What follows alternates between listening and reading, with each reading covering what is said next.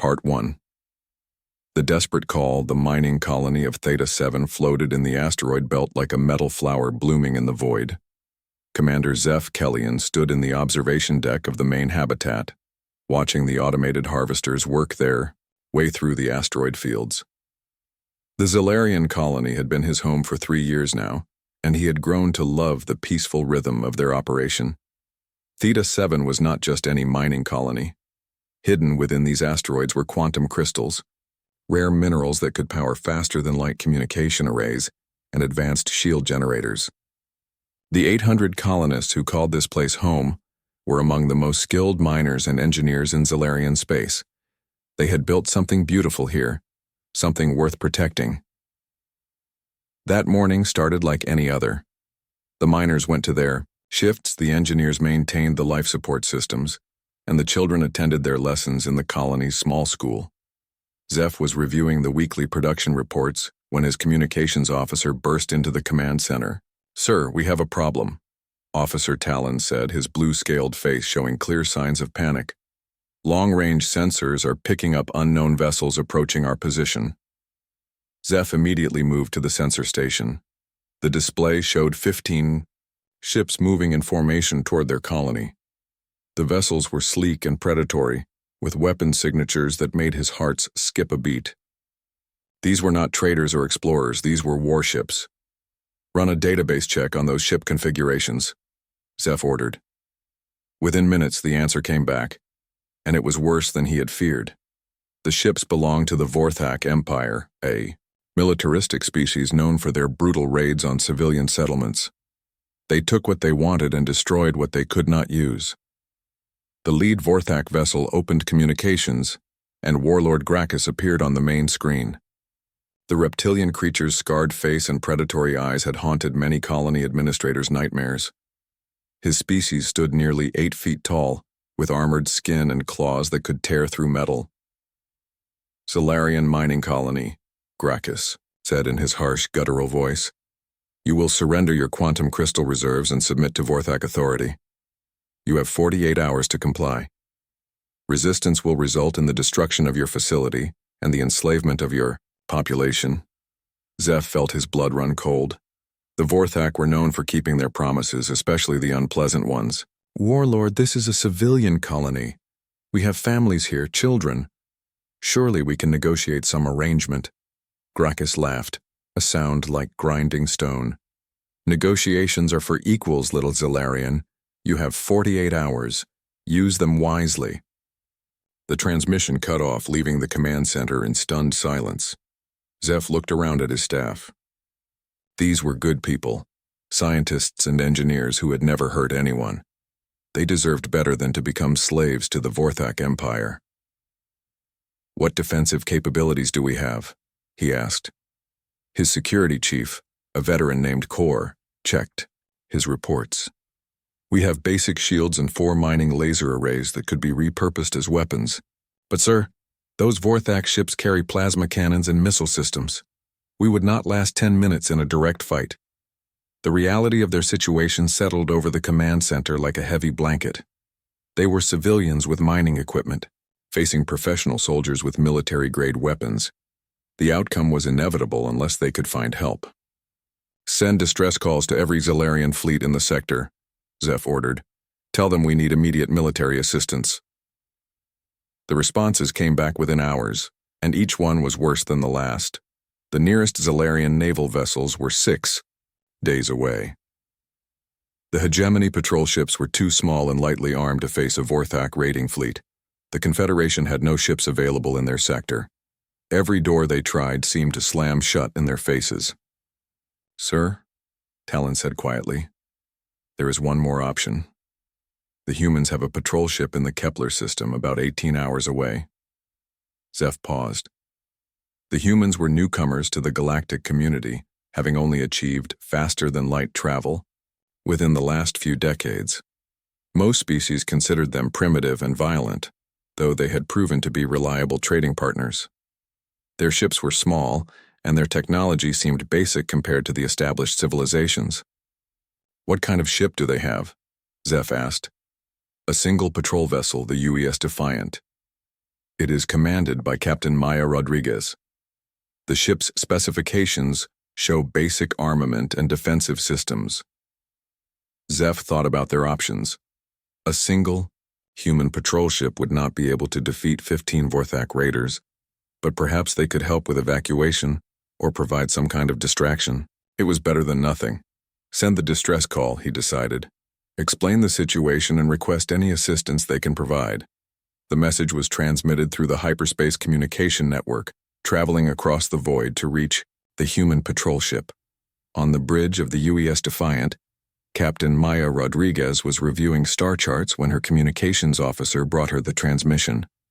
Maya was a career military officer who had served in the Human Defense Force for 15 years. She had seen combat in the Outer Colony Wars and participated in numerous peacekeeping operations. Her ship might be small, but her crew was experienced and professional. Captain, we have a priority distress call from a Zalarian mining colony, Lieutenant Commander Park reported. They are under threat from Vorthak raiders and requesting immediate assistance. Maya read the message carefully. 800 civilians, including children, were about to be enslaved or killed by pirates. The colony had valuable quantum crystals that could be used to fund more Vorthak raids. This was exactly the kind of situation that human military doctrine was designed to address. How many enemy vessels? Maya asked. 15 ships, all armed with military-grade weapons, Park replied. The colony has minimal defenses. Maya stood up from her command chair and walked to the tactical display. 15 Vorthak raiders against one human patrol ship were impossible odds, but that was not how human military thinking worked. When civilians were in danger, humans did not calculate odds. They calculated responses. Send a reply to the colony, Maya ordered. Tell them we acknowledge their distress call and will provide appropriate assistance.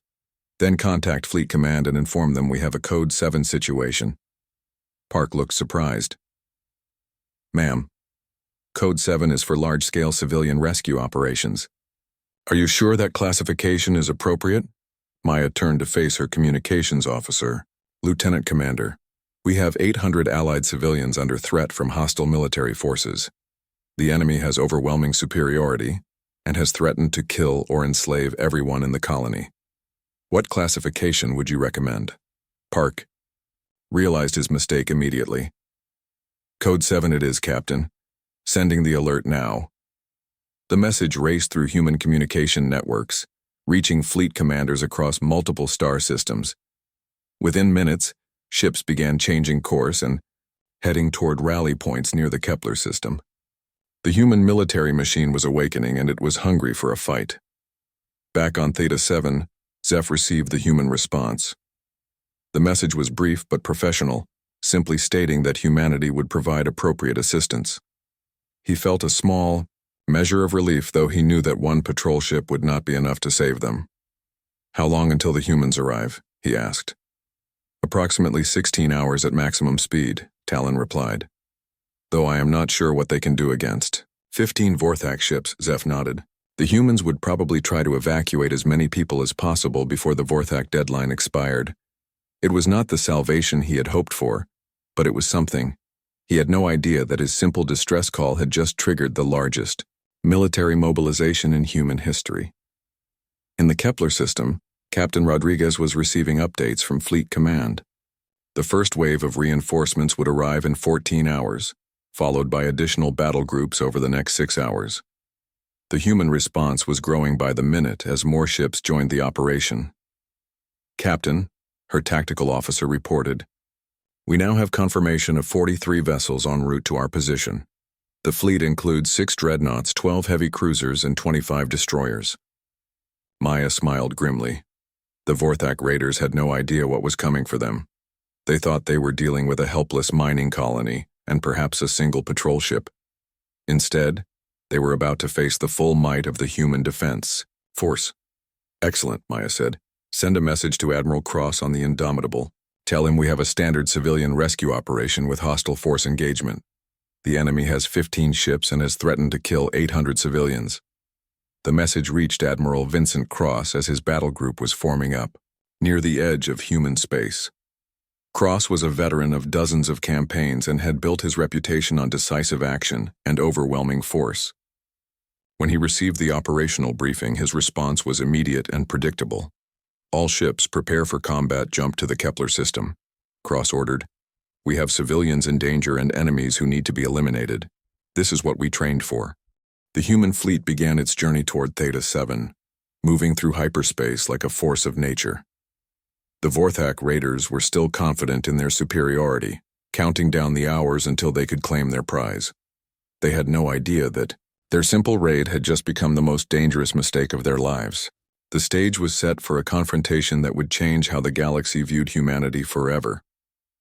When Deathworlders answer 36 hours after the distress call was sent, space around the Theta 7 mining colony erupted in brilliant flashes of light.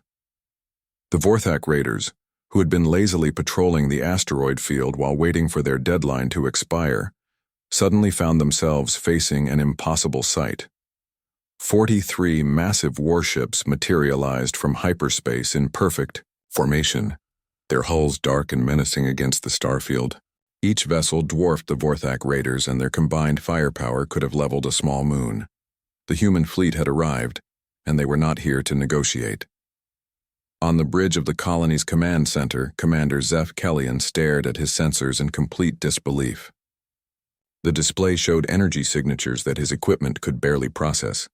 The largest ships in the formation registered as bigger than anything in the Zilarian fleet database. "Sir," Officer Talon whispered, his voice filled with awe. "The humans brought an entire battle fleet." Zeph could not form words. He had expected a single patrol ship, perhaps with enough room to evacuate a few dozen people. Instead, humanity had sent enough firepower to conquer a star system. The response was so overwhelming that it defied all logic and proportion.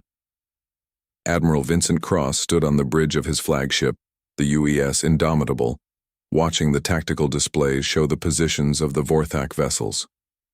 The enemy ships were scattered around the mining colony in a loose blockade formation, clearly not expecting any serious resistance. Their positioning was sloppy and overconfident, exactly what Cross had hoped to see. "Status report," Cross ordered, his voice calm and professional. 43 ships in formation, sir," his tactical officer replied. "All systems show green across the board. The enemy consists of 15 medium-class raiders with moderate armament. They appear to be older model Vorthak vessels." Cross studied the enemy positions with the eye of a predator. The raiders had positioned themselves to intimidate the mining colony, but their formation left them vulnerable to coordinated attack. They were pirates, not professional soldiers, and it showed in their tactics. "Signal all ships to assume attack formation," Cross commanded. "Dreadnoughts take point, cruisers provide flanking support, destroyers cut off escape routes. I want every enemy vessel isolated and unable to run when this starts." The human fleet moved with mechanical precision that spoke of countless hours of training and coordination. Each ship knew its role and executed orders with military efficiency that the Vorthak raiders had never encountered before. Within minutes, the 15 pirate vessels found themselves completely surrounded by a force that outgunned them by a factor of 20 to 1. Warlord Gracchus stood on the bridge of his flagship, staring at the sensor readings that made no sense. His subordinates were running around the bridge in panic, shouting contradictory reports and demanding orders. The disciplined confidence that had carried them through dozens of successful raids had evaporated in the face of overwhelming human firepower. "How many ships?" Gracchus demanded, his voice betraying the first hints of fear. 43 confirmed. "Contacts, Warlord," his sensor operator replied with a trembling voice. "All of them are large military vessels.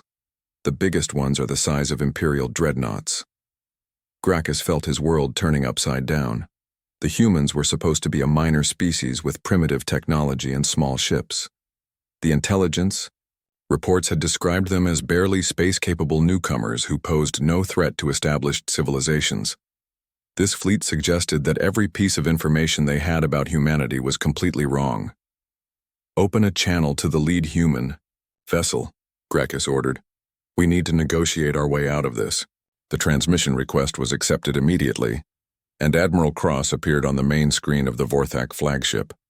The human looked calm and professional, as if commanding a fleet of 43 warships was just another day at the office. "This is Admiral Cross of the Human Defense Force," the human said in a steady voice. "You are ordered to power down your weapons immediately and prepare to be boarded. You have 60 seconds to comply." Gracchus tried to project the same confidence that had served him in countless raids. "Admiral, there seems to be some misunderstanding here. We are conducting legitimate business in this sector. Perhaps we can reach some kind of arrangement." 50 seconds, Cross replied without changing expression. The warlord looked around his bridge at his panicked crew. Every instinct told him to fight, but the tactical display showed the impossibility of their situation. His 15 ships were facing a force that could eliminate them without breaking formation. "Admiral, we are prepared to withdraw from this system," Gracchus said, hoping to buy time to think of another option. "There is no need for violence." 40 seconds. On the mining colony, Commander Zeph was listening to the exchange with growing amazement. The human admiral was treating the negotiation like a countdown timer, completely unmoved by the Vorthak warlord's attempts at diplomacy. There was no discussion, no consideration of alternatives, just a simple ultimatum with a deadline. "Admiral." "Cross," Gracchus said, his voice taking on a desperate edge. "Surely we can discuss terms. The Vorthak Empire would be willing to compensate you for any inconvenience." 30 seconds. Cross turned to his tactical officer without breaking the transmission. "Weapons status?"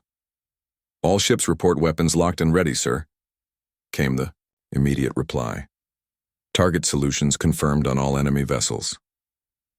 Gracchus heard the exchange and realized that the human was not bluffing. The countdown was not a negotiating tactic. It was a final warning before total destruction.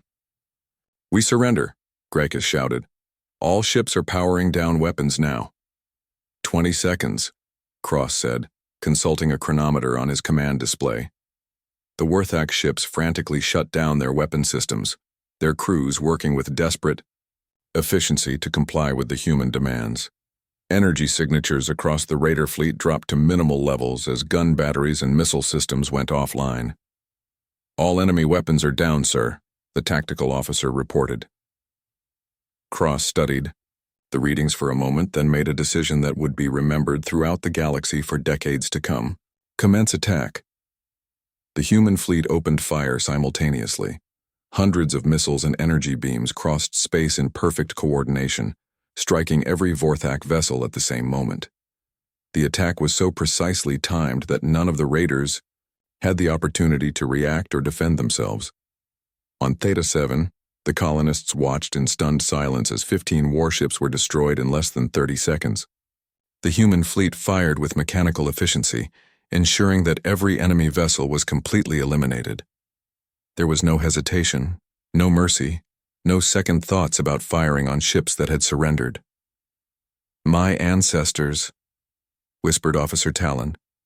"They did not even give them a chance to escape." Commander Zeph stared at the debris field that had once been the Vorthak raiding fleet. The humans had not just defeated their enemies, they had annihilated them with the same casual efficiency that his miners used to break apart asteroids. "Admiral," Cross opened a new channel to the mining colony. "Theta 7, this is Admiral Cross. The hostile threat has been eliminated. We are deploying medical teams and engineering support to assist with any damage to your facility." Zeph found his voice, though it came out as barely more than a whisper. "Admiral, thank you for the rescue, but those ships had surrendered. Was it necessary to destroy them all?" There was a pause before Cross replied. "Commander Zeph, those vessels had threatened 800 civilian lives and demanded the enslavement of your population. According to Human Defense Force protocol, hostile forces that endanger allied non-combatants are eliminated completely to prevent future threats." "But they were surrendering," Zeph protested. "They were stalling," Cross corrected. "Standard Vorthak raider tactics include false surrenders to buy time for reinforcements or to position for ambush attacks. Our intelligence indicated that this particular warlord had used such tactics in at least 6 previous operations." Commander Zeph looked around his command center at his staff, all of whom seemed to be in various states of shock. The human response had been so overwhelming and decisive that it challenged everything they thought they knew about proportional force and military doctrine. The first human shuttles began arriving at the colony within an hour. The teams that came aboard were professional and courteous, offering medical assistance and engineering support with the same calm efficiency that had characterized their military operation. They treated the destruction of 15 warships as if it had been a routine training exercise. Commander Sarah Chen, the leader of the human support team, entered the colony's command center with a datapad and a friendly smile. "Commander Zeph, I'm here to assess any damage from the siege and coordinate our assistance efforts." "Thank you, Commander," Zeph replied. "Though I have to say your fleet's response was quite impressive. We were not expecting 43 warships." Chen looked puzzled. 43 ships? That was actually a pretty light response force. Admiral Cross kept the deployment minimal since our intelligence indicated the threat level was relatively low. Zeph stared at her. "Minimal? You brought enough firepower to destroy a star system." "Well, yes," Chen said, consulting her datapad. "Standard protocol for civilian rescue operations with hostile force engagement. We use this formation for situations where Allied personnel are threatened by organized military forces." "What would you send for a major threat?" Zeph asked weakly. Chen thought for a moment. "Probably about 300 ships, plus orbital bombardment platforms and planetary assault forces. But that would be for something really serious, like a threat to Earth itself." The implications of Chen's casual statement settled over the command center like a heavy blanket. The humans had sent what they considered a small force, and it had eliminated a Vorthak raiding fleet without taking a single casualty. Their true military capabilities remained a mystery that no one in the galactic community had even begun to understand. News of the incident spread through the galaxy faster than hyperspace communications could carry it. The Vorthak Empire, which had built its reputation on successful raids against civilian targets, suddenly found itself facing a species that responded to piracy with overwhelming military force. Other aggressive civilizations began reconsidering their expansion plans when they learned that threatening human allies resulted in immediate and total destruction. The Zalarian government sent official thanks to humanity, along with a formal request for a mutual defense treaty. Similar requests began arriving from other species who had previously dismissed humans as insignificant newcomers. The galactic balance of power had shifted overnight, and everyone wanted to be on the right side of the species that answered distress calls with battle fleets. Commander Zeph stood in his observation deck a week later, watching human patrol ships maintain a protective presence around Theta 7. The mining operation had returned to normal, but nothing would ever be quite the same. They had learned that their new human allies did not just offer friendship and trade agreements. They offered protection backed by the kind of military force that could reshape star systems. The galaxy had discovered something important about the species from Earth. When humans made friends, they protected those friends with the same overwhelming dedication that had helped them survive on their Deathworld home planet. And any species foolish enough to threaten those friends would learn why humans had fought their way to the top of the food chain on one of the most dangerous worlds in known space. The age of humanity had begun, and the rest of the galaxy was still trying to understand what that meant.